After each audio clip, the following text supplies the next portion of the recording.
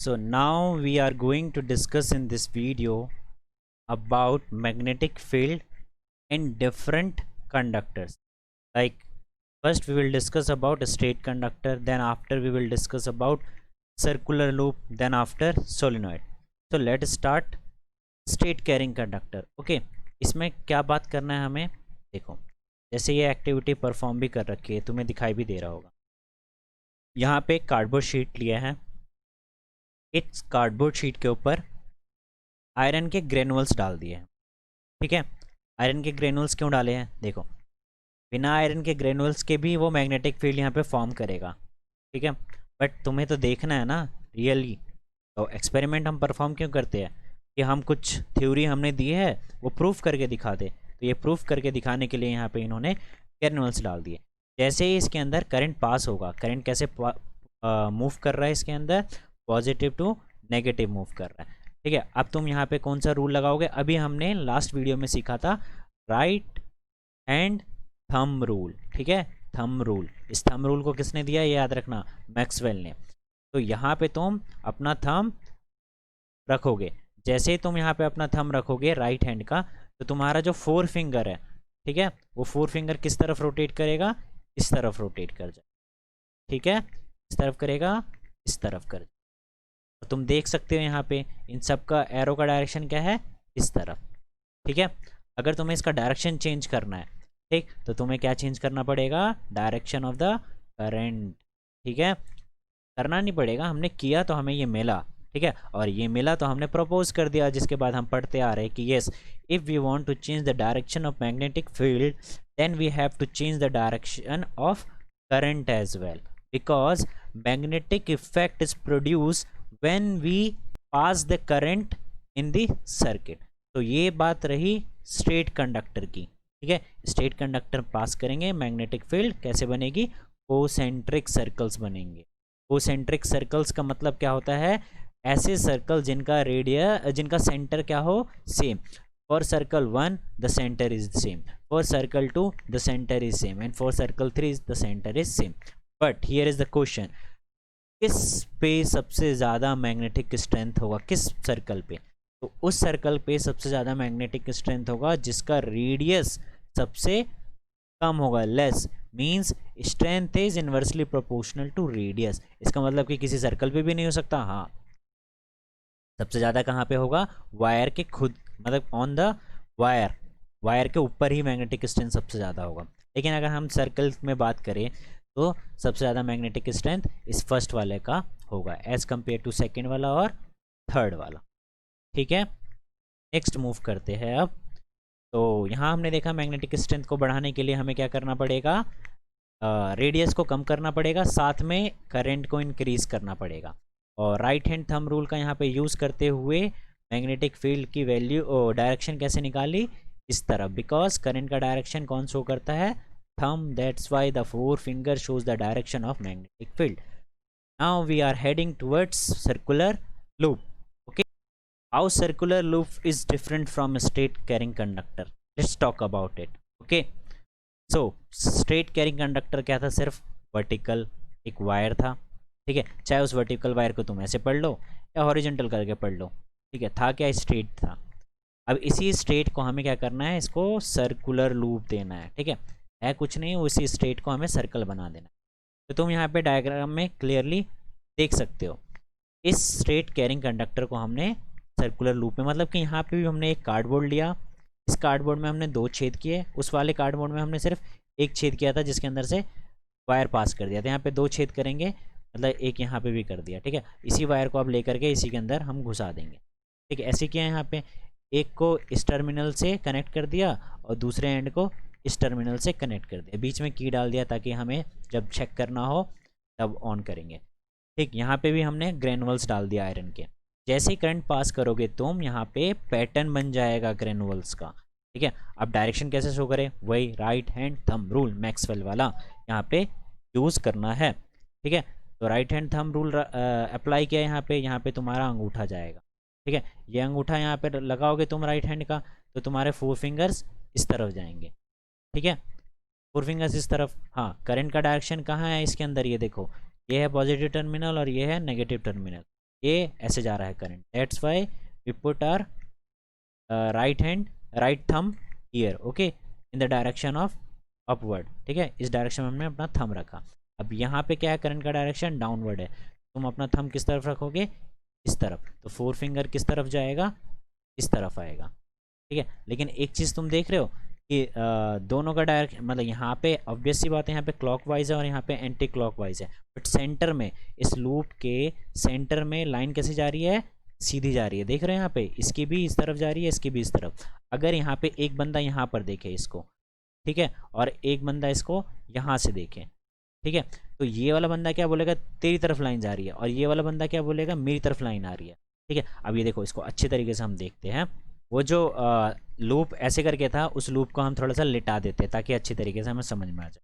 लिटा दिया हमने, लिटाने के बाद अब देखो यहाँ पे करंट पास किया जा रहा है, कैसे, ए टू बी में, से करंट गया, यहाँ गया, यहाँ गया, यहाँ गया, यहाँ गया, ठीक है, उस लूप में भी ऐसे ही जा रहा था, ऊपर वाले में करंट ऐसे मूव कर रहा था, ठीक है।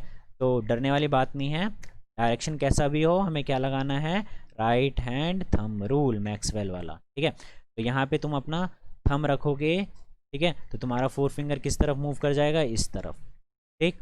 यहाँ पे अपना थंब तुम रखोगे, ठीक है, तो तुम्हारा फोर फिंगर किस तरफ मूव कर जाएगा, इस तरफ, ठीक है। तो तुम देख रहे हो कि अभी एक लाइन तो बनेगी नहीं, यहाँ पे मल्टीपल्स लाइन बनेगी, तुमने देखा यहाँ पे मल्टीपल्स लाइन बनने की वजह से क्या हुआ, इस सेंटर में कैसा हो रहा है, ठीक है। अब यहाँ पर तुम इसको कंपेयर करो अपने नॉर्मल बार मैग्नेट के, ठीक है। क्यों कंपेयर करना है भाई, इसलिए कंपेयर करना है क्योंकि जब एक आदमी यहाँ से देखेगा, उसको क्या लगेगा कि ये सारी लाइनें तो मेरी तरफ आ रही है, और एक आदमी यहाँ से देखेगा तो उसको क्या लगेगा, ये सारी लाइन मेरे से दूर जा रही है। That's why we have to check it, because यहाँ पर दो फेसेस बनते हैं, कैसे बनेंगे अभी दिखाऊंगा, नॉर्थ ये साउथ ये, ठीक है। मैंने अभी नहीं बोला कि ये नॉर्थ फेस है, लेकिन तुम्हें मैं अभी क्वेश्चन पूछ रहा हूँ, ठीक है।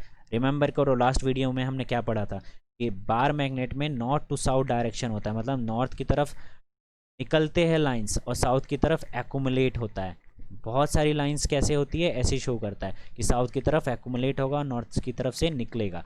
सो यहाँ देख रहे हो, इस आदमी के लिए क्या होगा, ये सारी की सारी लाइन निकल रही है, तो इसके लिए ये फेस कैसा होगा, नॉर्थ फेस, इसके लिए ये फेस कैसा होगा, नॉर्थ फेस, इसके लिए ये वाला फेस कैसा होगा, ये सारी यहाँ पे एक्यूमुलेट हो रही है, तो साउथ फेस, ये कैसा होगा, साउथ फेस, ठीक है। तो ये जो ऊपर वाला डायग्राम है, तो यहाँ पर क्या बोल सकते हैं हम, तो ये वाला आदमी देख रहा था इसको, तो इसकी तरफ ये सारी लाइन से आ रही है, तो ये क्या बोलेगा, ये वाला फेस इसका कैसा है, नॉर्थ फेस, और ये तो यहाँ पे सारी इकट्ठी हो रही है, तो ये वाला फेस क्या बोलेगा, ये वाला आदमी, ये साउथ फेस है, ठीक है। तो आई होप तुम्हें ये फेस रूल समझ में आ गया होगा कि जहाँ पे लाइन एक्यूमुलेट होती है वो साउथ फेस होता है, और जहाँ से निकल जाती है वो नॉर्थ फेस होता है। इसको याद करने का तरीका ये देखो, ऊपर से भी देखोगे सर्कल और नीचे से भी देखोगे तो सर्कल ही दिखाई देगा, ठीक है। तो देखो सर्कल बना लिए हमने दो, ठीक है। अगर हमें वैसे एंटी क्लॉकवाइज नॉर्थ होता है, तो एंटी क्लॉकवाइज में एन आता है, ठीक है। तो एन कैसे बनेगा भाई, नॉर्मल तो ऐसे ही बनता है, ठीक है, ऐसे करके, ऐसे ही नहीं बनता ना, ठीक। तो देखो, एक तुम्हें एरो ऐसे वैसे तो एंटी क्लॉकवाइज ऐसे ही घूमेगा, एक एरो ऐसे, एक एरो ऐसे, इसको मिलाना है इससे, और ये ऐसे बन गया, देखा, ऐसे देख रहे हो, मैं जिसको डार्क कर रहा हूँ यहाँ पे, ये बन गया तुम्हारा N, mean this is anti clockwise. Clockwise के लिए क्या है, एक एरो ऐसे, एक एरो, क्लॉकवाइज ऐसे ही घूमता है ना, पंखा तुम्हारा क्लॉकवाइज ही घूम रहा होगा घर में, देख लो, ठीक। तो इसको क्या करना, बस एस बनाना है नॉर्मल, ठीक है, ऐसे बन गया, ठीक।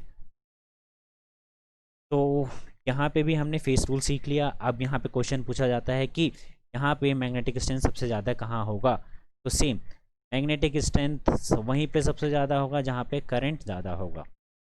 सेकंड क्वेश्चन, मैग्नेटिक स्ट्रेंथ वहीं सबसे ज़्यादा होगा जहाँ पे रेडियस बिल्कुल कम होगा, तो सबसे ज़्यादा रेडियस कम कहाँ था सर्कुलर लूप में, उसके सेंटर में, इसलिए तुम देख रहे हो सबसे ज़्यादा लाइंस कहाँ एक्यूमुलेट हो रही है, इसके सेंटर्स में, ठीक है, इसके सेंटर में, ठीक, एज कम्पेयर टू इनके सर्कमफ्रेंस के ऊपर। नेक्स्ट है, एक और पॉइंट यहाँ पे ऐड हो गया, if we increase the number of turns then the strength is also increasing, ठीक है, वो भी बढ़ रही होगी स्ट्रेंथ जब नंबर ऑफ टर्न्स को हम बढ़ाएंगे। तो देखो अभी एक लूप है, एक और लूप बनाया है, मल्टीपल लूप्स बनाएंगे तो इसी को हम बोल देते हैं, नेक्स्ट टॉपिक हमारा है सोलिनॉइड, ठीक। सोलिनॉइड में कुछ नहीं है, बस सर्कुलर लूप का एक थोड़ा सा एडवांस वर्जन है, ठीक है। एडवांस वर्जन क्या है कि coil of many circular turns, यहाँ पे क्या है, बहुत सारे circular turns of insulated copper wire. यहाँ पे वायर कैसा है, इंसुलेटेड है, ठीक है। बेयर भी रख सकते हो तुम, बेयर मतलब नंगा वायर, नंगा तार भी रख सकते हो तुम, ठीक है। अब नंगा तार रखने का यहाँ पे डीमेरिट क्या है, डीमेरिट ये है कि अगर उसमें करंट ज़्यादा होगा तो तुम्हें करंट लगने के चांसेस है, that's why we have to insulated them, okay, नहीं तो हमें करंट लग जाएगा। और उसको इकट्ठा करके रख दिया तो उसको हम कौन सा शेप बोल देते हैं अब, सोलिनॉइड। तो तीसरा हमारा क्या था, यही मैग्नेटिक फील्ड सोलिनॉइड की वजह से कैसे होता है। तो देखो इस सोलिनॉइड के अंदर जब करंट सप्लाई किया गया, ठीक है, करंट कैसे, ये पॉजिटिव एंड है, ये नेगेटिव एंड है, यहाँ पे करंट ऐसे जा रहा है, ठीक है। तुम इसको देखोगे एक बार इस तरफ से और फिर इसको भी देखोगे तुम एक बार इस तरफ से। जब इसको देखा इस तरफ से तुमने तो तुम्हें एक सर्कल दिखाई दे रहा है, देखो जूम करो थोड़ा सा, ठीक दिख रहा है। तो सर्कल तुम्हें कैसे दिखाई दे रहा है, ये एंटी, और एंटी के लिए क्या सीखा था हमने, नॉर्थ, ठीक है। अब यहाँ पे कैसे दिखाई दे रहा है तुम्हें सर्कल, क्लॉक, तो क्लॉक के लिए क्या सीखा था हमने, साउथ, ठीक है। तो ये साउथ फेस, ये नॉर्थ फेस, क्लियर है। और ये भी कुछ बिहेव करेगी बिल्कुल बार मैग्नेट की तरह, बिकॉज बार मैग्नेट में भी दो ही डायरेक्शन है, एक नॉर्थ है एक साउथ है। यहाँ भी जनरेट हो गया, बट यहाँ पे जनरेट क्यों हुआ वो ध्यान रखना, करंट देने के बाद, क्लियर है। जैसे करंट बंद कर दोगे ये फेस भी बंद हो जाएगा, ये अगला टॉपिक है हमारा, हम पढ़ेंगे, ठीक है। तो क्या है यहाँ पर कि नॉर्थ और साउथ जनरेट हो गया, तो हमें पता है कि नॉर्थ की तरफ से इलेक्ट्रिक फील्ड निकलती है और किस तरफ मूव करती है, साउथ की तरफ। But inside the bar magnet क्या होता है, साउथ टू नॉर्थ, बिल्कुल यहाँ पे भी वैसे ही मूव हो रहा है। बट यहाँ पे एक स्पेसिफिक बात और है कि the value of the magnetic field inside the solenoid, इसके अंदर सब जगह सेम होगी, चाहे तुम यहाँ पे ले लो, यहाँ पे ले लो, यहाँ पे ले लो, बट इसके बाहर अलग अलग होगी, ठीक है। तो ये फैक्ट याद रखना।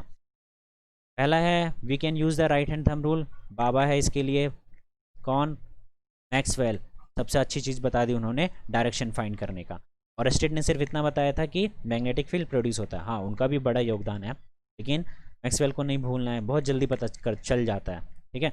इसके बाद भी आएंगे और साइंटिस्ट जो और अच्छी तरीके से बताएंगे डायरेक्शन को फाइंड कर।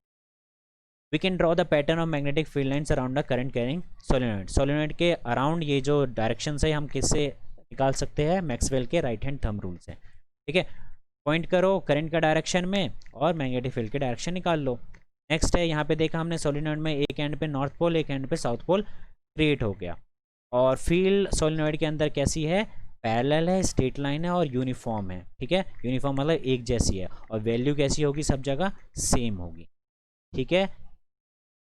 अब यहाँ पे भी क्वेश्चन आता है कि मैग्नेटिक फील्ड का स्ट्रेंथ सबसे ज़्यादा कहाँ होगा और बढ़ा कैसे सकती है, तो नंबर ऑफ टर्न्स को बढ़ा करके, करंट को बढ़ा करके, ठीक है। और एक बात और कि जो जितने भी नंबर ऑफ टर्न्स है ना, इनके बीच में गैप कम करके, तो मतलब जितने कम गैप रहेगा स्ट्रेंथ उतना ही ज़्यादा रहेगा, क्लियर है ये चीज़। तो अभी तक हमने स्ट्रेंथ से रिलेटेड क्या क्या पढ़ा, ये मैं स्ट्रेंथ को इंक्रीज़ करने के लिए क्या था, करंट को इंक्रीज़ करना पड़ता है, स्ट्रेंथ को इंक्रीज़ करने के लिए क्या है, नंबर ऑफ़ टर्न्स को इंक्रीज़ करना पड़ता है, और स्ट्रेंथ को इंक्रीज़ करने के लिए ये जो टर्न्स हैं उनके बीच का गैप कम करना पड़ता है, ठीक है। इट मीन्स क्या है, strength is inversely proportional to gap between the coil, okay. और इसके अलावा क्या था, एक और पढ़ा था हमने, strength is inversely proportional to radius, okay. Next is electromagnet, इससे ऊपर जो अभी हमने पढ़ा solenoid is the example of electromagnet. Electromagnet में बेसिकली है क्या, हम कॉइल के अंदर इलेक्ट्रिसिटी प्रोड्यूस करते हैं, उस कॉइल को एक सॉफ्ट आयरन कोर के ऊपर हम कॉइल करते, रैप करते हैं इसको, ठीक है, ताकि इसका जो मैग्नेटिज्म है, करंट देने के बाद जो प्रोड्यूस हुआ है मैग्नेटिज्म, वो किस में मैग्नेटिक जो कैरेक्टरिस्टिक प्रोड्यूस हुई है इस करंट वायर के अंदर, वो किसके अंदर ट्रांसफ़र हो जाए, इस कोर के अंदर ट्रांसफ़र हो जाए। और फिर वो क्या हो, कोर के अंदर ट्रांसफ़र होने के बाद इसको हम अपने डेली लाइफ में यूज़ कर सकते हैं। जैसे कि तुमने डंप यार्ड में देखा होगा कि ट्रैश कार को क्या किया जाता है, एक जगह से रिमूव मतलब उठा करके दूसरी जगह पे रखने के लिए इस इलेक्ट्रोमैग्नेट का यूज़ किया जाता है। हैवी सर्कुलर, एक तुमने देखा होगा कि आयरन टाइप का होता है और नीचे कार है, ठीक है। इसको बेसिकली ये इलेक्ट्रोमैग्नेट के ऊपर ही बेस्ड होता है। ये क्या करता है, इस कार को अट्रैक्ट कर करके एक प्लेस से दूसरे प्लेस पे ले जाता है, ठीक है। तो इलेक्ट्रोमैग्नेट का एप्लीकेशन यहाँ पे हम देख सकते हैं। अगर डेफिनेशन लिखने के लिए आता है तो कैसे लिखेंगे? An electromagnet is a magnet consisting of a long coil insulated copper wire wrapped around a soft iron core. किसके ऊपर रैप है ये? सॉफ्ट आयरन कोर के ऊपर, ठीक है। और सॉफ्ट आयरन कोर को क्या करता है ये?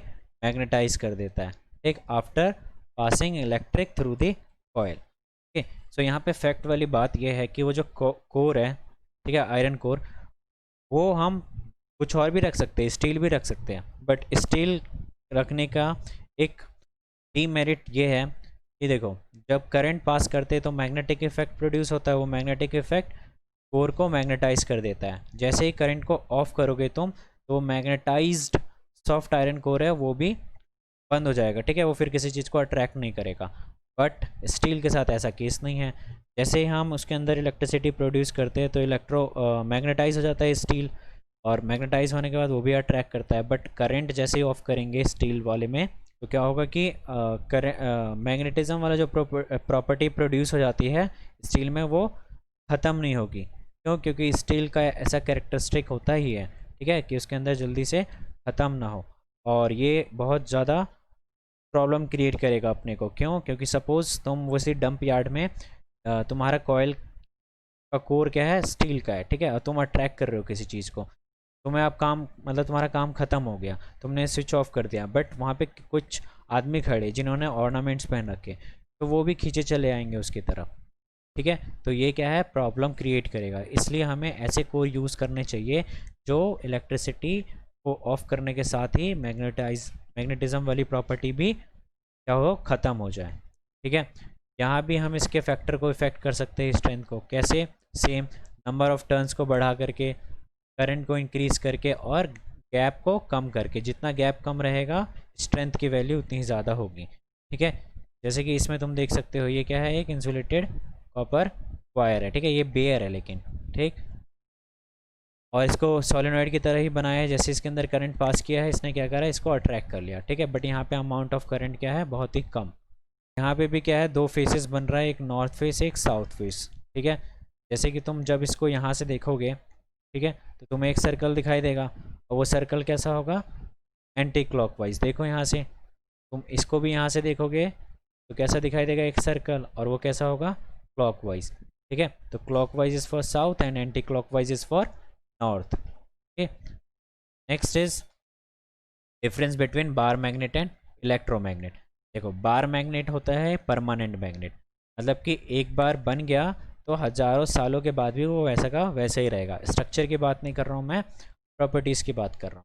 और इलेक्ट्रोमैग्नेट का मतलब है कि एक बार बन गया तो वो स्विच ऑफ भी हो सकता है अगले कुछ सेकंड के लिए। फॉर एग्जांपल, अभी तुमने ऊपर देखा, जैसे ही सॉफ्ट आयरन कोर या स्टील में से करंट को ऑफ कर देते तो मैग्नेटिज्म वाली प्रॉपर्टीज़ भी अकॉर्डिंग टू टाइम ख़त्म हो जाता है। बट सॉफ्ट आयरन के समय पे तुरंत ही ख़त्म हो जाता है, स्टील में थोड़ा टाइम लगाता है। बट क्या है यहाँ पे?